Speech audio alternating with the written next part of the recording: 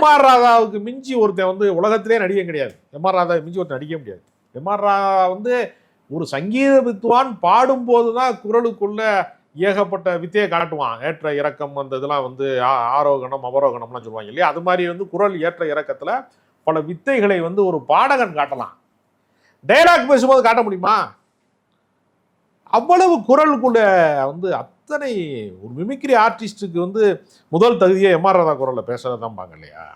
அந்த dialogue delivery, அந்த பாடி லாங்குவேஜ்லாம் யாராலையுமே செய்யவே முடியாது. ஏன்னா ரத்த கண்ணீர் படத்துல வந்து அவர் நாடகத்தில் நடிக்கிறார் தொடர்ந்து எம்.ஆர். ராதா.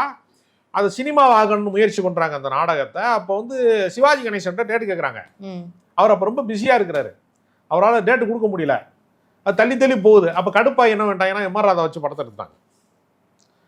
அந்த படம் ரிலீஸுக்கு முன்னாடி ப்ரிவியூ ஷோ போடுவாங்க இல்லையா, அப்போ வந்து சிவாஜியை கூட்டு வந்துருக்காங்க. அவர் நடிக்க வேண்டிய படம் தானே, அவர் கூப்பிட்டு வந்து படம் பார்க்க வச்சுருக்கோம்.